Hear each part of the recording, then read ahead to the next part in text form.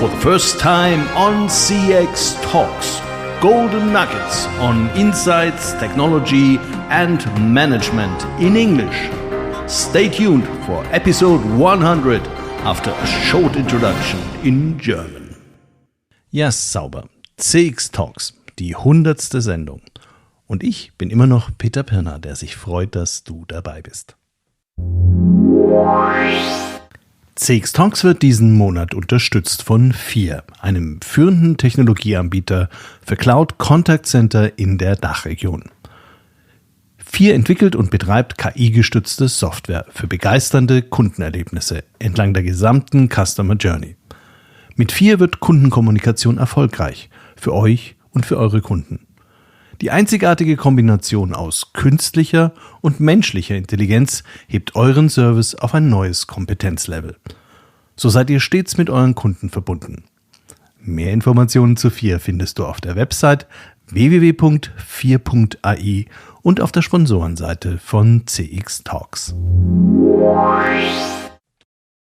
Kinder, wie die Zeit vergeht. Nach 3,5 Jahren die 100. Sendung von CX Talks.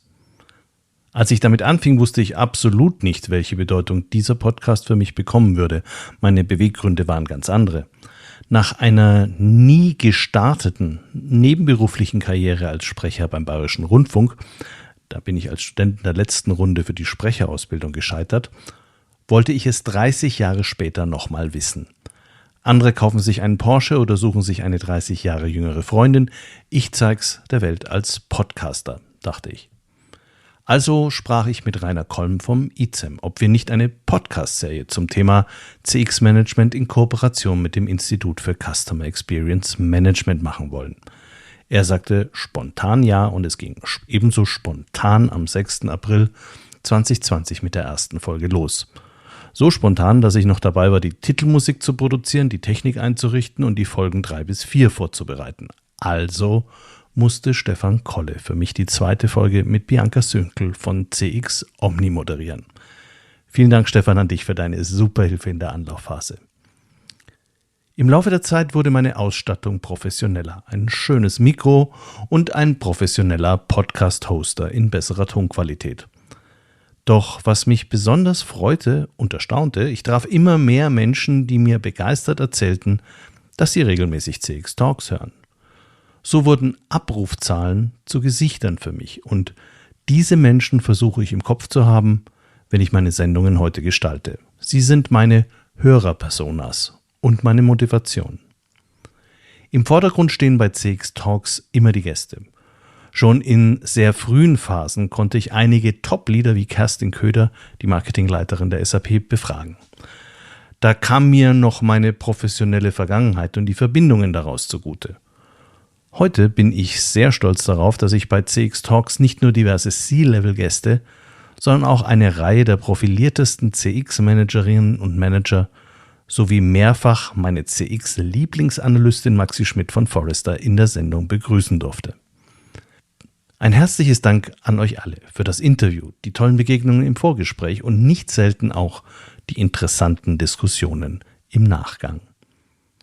Doch was mache ich jetzt zur 100. Folge von CX Talks mit euch allen? Mein Freund und langjähriger Podcast Weggefährte Greg Uglioni aus der Schweiz schlug vor, interview dich doch selbst und erzähle Dinge, die dir wichtig sind. Das war aber eigentlich gar nicht nötig, denn wir hatten dieses Jahr einen gemeinsamen Podcast aufgenommen, in dem mir Greg eine ganze Reihe an klugen Fragen stellte. Was treibt dich an? Wie entstehen besonders gute und schlechte Experiences? Über wie viel CX reden wir in 10 Jahren? Und Greg erlaubte mir aus dieser Episode des Podcasts Customer Experience Goals einen Beitrag für die 100. Folge CX Talks zusammenzuschneiden. Und das ist gleichzeitig eine Premiere, weil es der erste Beitrag in englischer Sprache auf CX Talks ist. Interessanterweise von einem Deutschen und einem Schweizer. Auf jeden Fall wünschen wir beide viel Spaß beim Hören.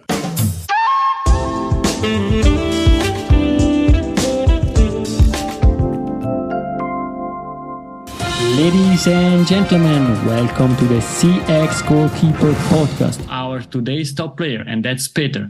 Peter, could you please introduce yourself? Happy to do that. Actually, I'm Peter Pirner. I'm a CX advisor, coach, speaker, moderator, and host of CX Talks, the German-speaking podcast for the Doch region.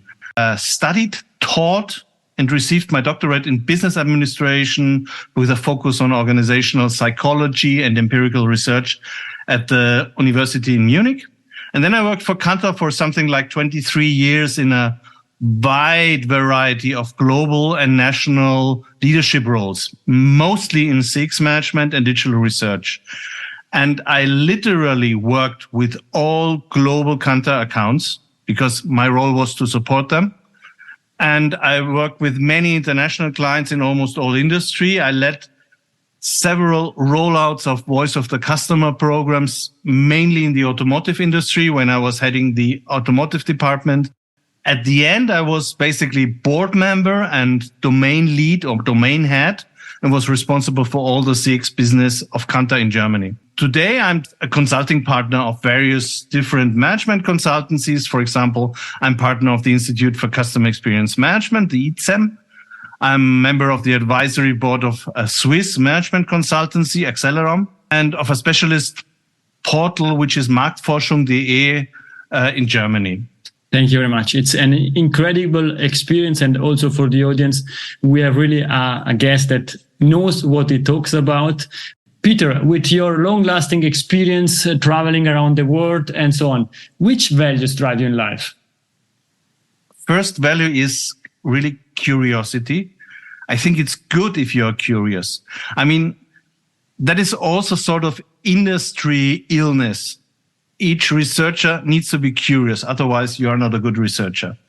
And the curiosity drives you to see different industries, to understand different clients, to understand different customers these clients have. And I love to be curious, and I hope that I will be curious until my last day in life. Another value, which is a very personal value, and I think is really important to me, is authenticity.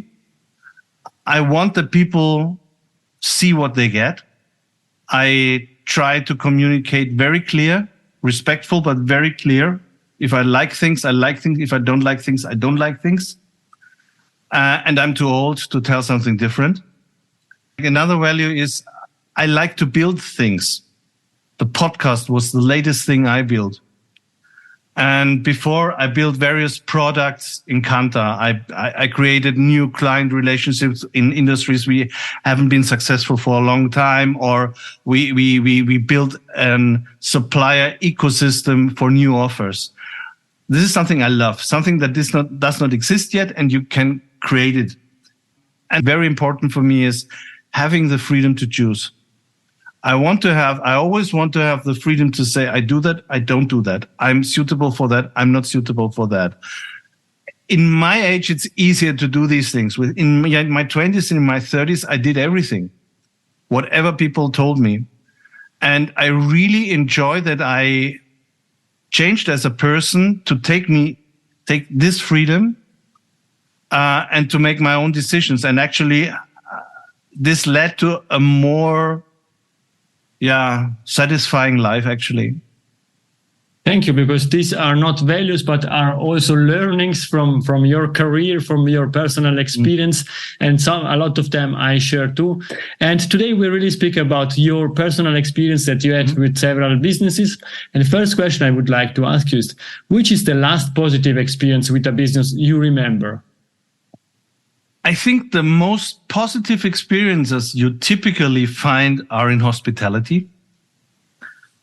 It's easy because people are very service-minded and people try to make you an evening unforgettable or a stay in a hotel really unforgettable. As I made many good experiences in this hospitality area, I still would say I made a very special experience in a restaurant we go to for now 15 years in Barcelona. My wife lives there. They have excellent food. There are not many tourists there, family-led, mid-level, really nice people. They know us by name. Before August, we went there, and it was also their last day before they went on summer vacations. And then happened something which is really special because we go there anyway. And out of a sudden, every single one of the 3 waiters or waitresses came to our table and wished us wonderful summer holidays and explained a bit their story. So we all were really, it was a very nice experience because you formed part of the whole group. And then I went to the kitchen and I said bye to the chef, which I enjoy for 15 years. And he said, you are Peter. They all talk about you, but I did not know that you are that. And my big learning is that if you want to make great experiences, you need to give something also to the people who create these experiences. Service is always a two-way interaction.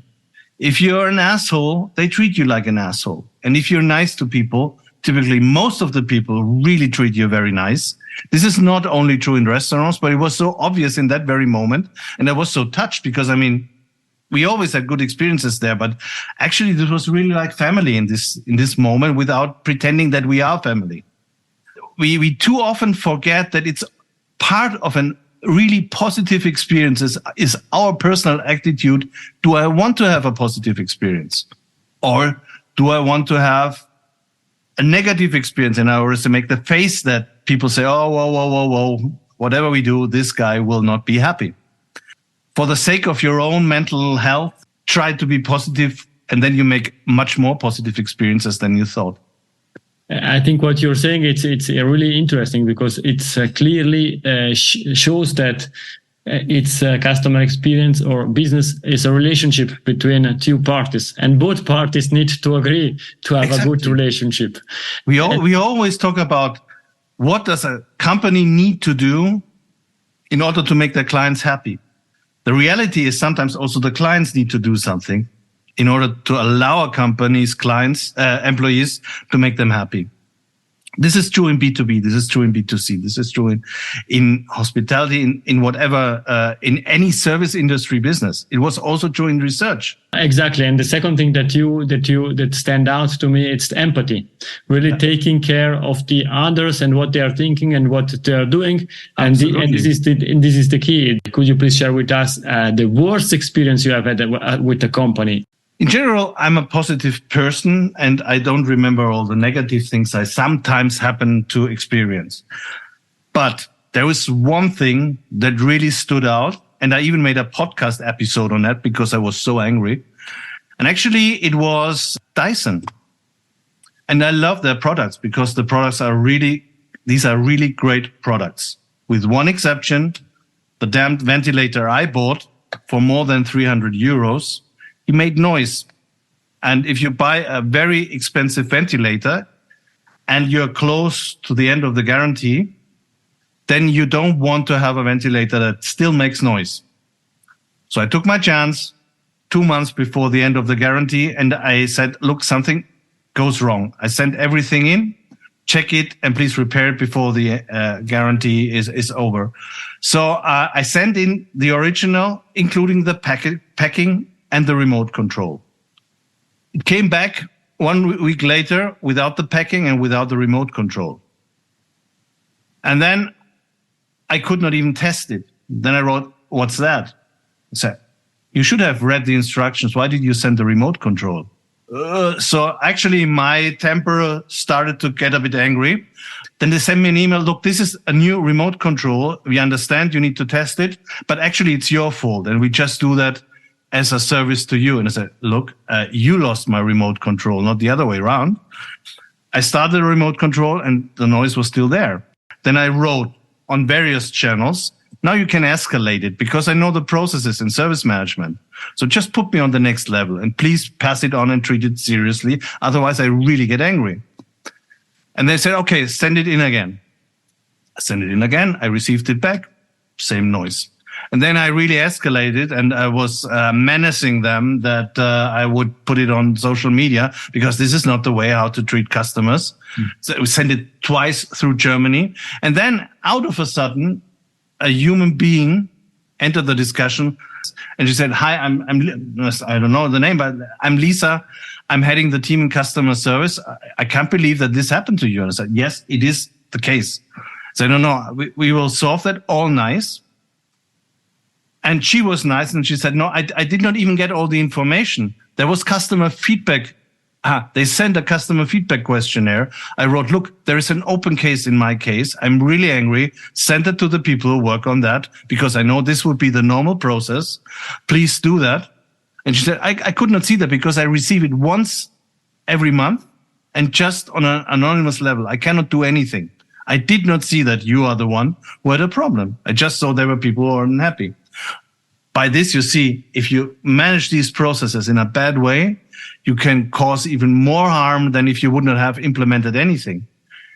At the end of the day, they sent me a new double as expensive ventilator because mine was not available anymore. But my point was not to get a more expensive ventilator. I wanted a white one, and they sent me a golden one. I did not want a golden one, even if it's worth 600. So I sold it. And actually, so they did not make me happy with giving me something more valuable because it did not have value for me, you know? My learning from there was put people in bad processes, because when I talked to the lady who tried to intervene and she explained me the background, because I said, look, I understand how these processes work. Please try to optimize them because you're a great brand with great products, but this is pure shit what you're doing. What you see is if the service process is badly managed, then people don't have a chance to rise and shine. They just have a chance to fail.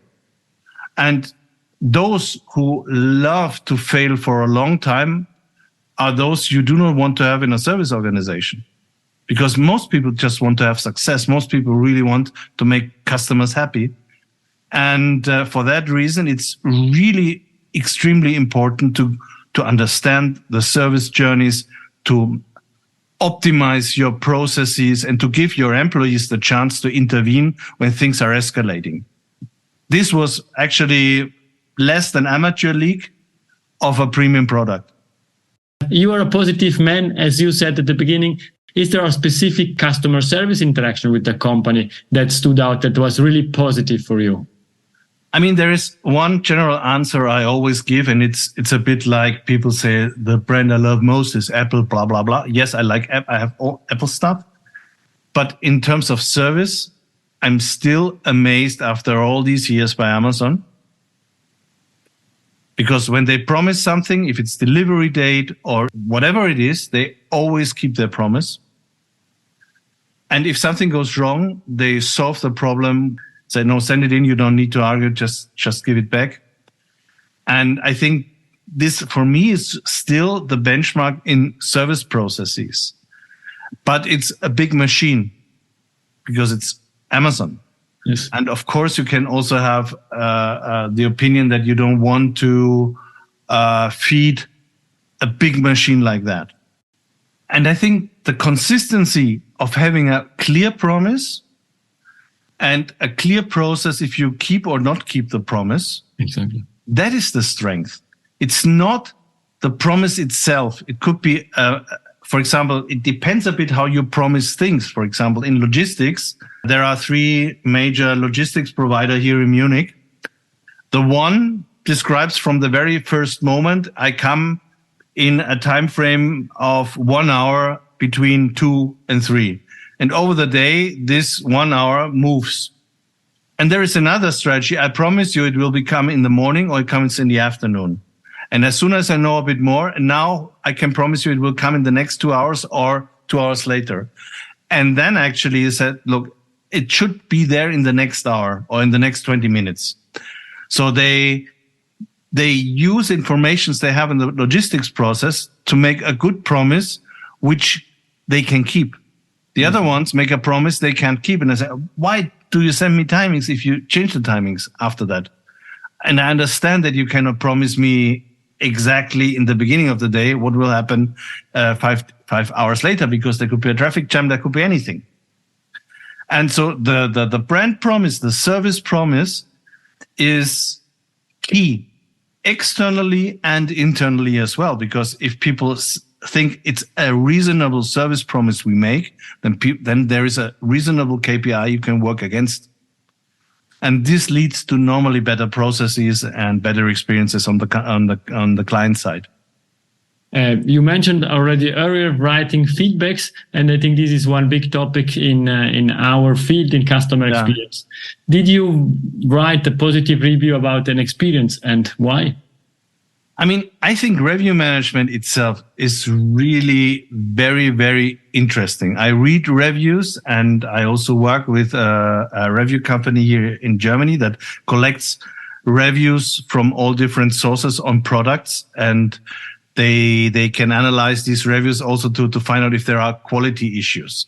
I don't write reviews on products normally, but I write reviews again in hospitality, because for them, a bad review can be a real danger for the business. So the more reviews you have, then maybe one or two, which could be even your competitor, do not count as much as the many you had with positive reviews. And if I liked it, I'm really happy to write a positive review in that case. But I think that is the industry where reviews have an almost too big influence on the business.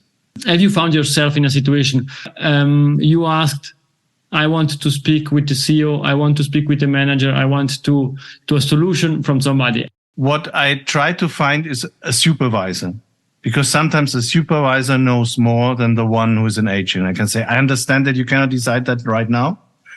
It's not your fault, but could I speak to a supervisor? Which is a good possibility to get on in a service process that doesn't work perfectly, and to keep everybody in a comfortable position. What I don't do, I want to speak to your manager, because this is just, I want that he makes you a hard time afterwards. No, because actually that does not help me in that very moment. I know there is a sport to write to a CEO to get something you otherwise nobody would give you. I think that's not by far most of the cases. This is simply not fair. It's just a game. And actually, I made this game when I was a student. I wrote to the Bavarian prime minister and complained about the bad weather. And the only thing was that some people in his department need to write me an answer. The prime minister really regrets it, but he cannot change the bad weather. Why? Yeah. But actually, this is what happens if you write to a CEO. Someone else needs to answer you. In many cases, it's more for your own ego than for the total effect. So CEOs typically no. But the big question that I have is why the employee speaking with you doesn't have the power to solve your issue, because we are always speaking about empowerment, ensuring that employees can answer questions and so on, but they are not allowed, they are not able. And this is something that I still struggle, because for you, it's a service disruption. It's not first contact resolution, because you need to speak to somebody else, you need to explain it again, and so on. You lose a lot of time. We made research on that, actually. I had a client who had a problem with the complaint process. So we tested various possibilities to improve the whole process and checked how big the effect was on the customer experience or customer satisfaction in that case. The biggest effect was that an agent could then decide up to €100 completely on his decision how he wants to compensate the client. This client was a bit afraid that this would raise the costs for compensation payments.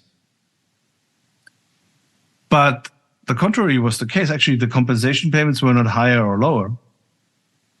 On average, it was still more or less the same. And even if everybody would always have given the €100, which did not happen, then it would still be cheaper than having various escalation processes, because it's a very, very simple calculation. I think it was Niels Hafner who told me they made similar experiences also with the contact center. And I think this is something, if you have the trust that people make a good decision and you give them a certain budget that allows them to make a customer-friendly decision, this is a very clever investment. In reality, many companies have learned that also over the years. we are coming to an end of this game. Yeah. I still have for the last few minutes, the extra time of this game, few questions for you.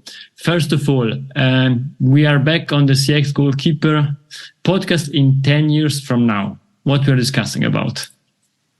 We discuss probably more or less the same topics, but we give them maybe different names.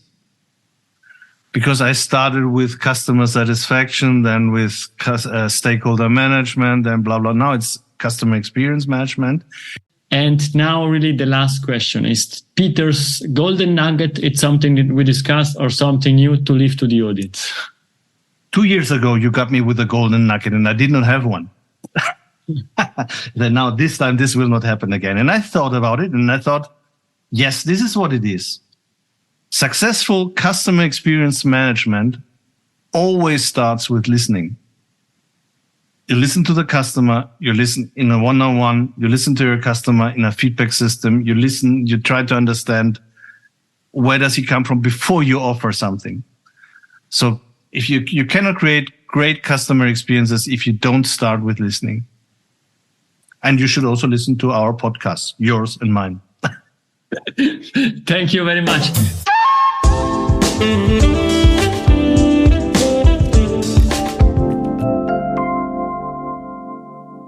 Das war mein persönlicher Beitrag zur Jubiläumsfolge 100 von CX Talks. Mein ganz herzlicher Dank geht an Greg Uglioni mit seinem Podcast CX Goals, der mich interviewte.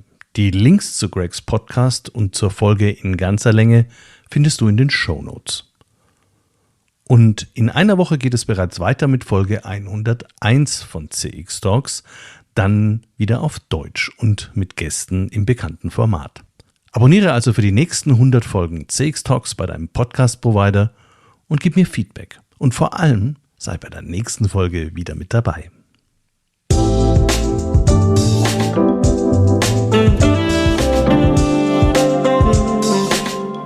Das war CX Talks, der erfolgreichste deutschsprachige Podcast für Customer Experience Management. Mehr Informationen zu CX Talks findest du im Newsletter des ICEM, auf LinkedIn und unter www.cx-talks.com.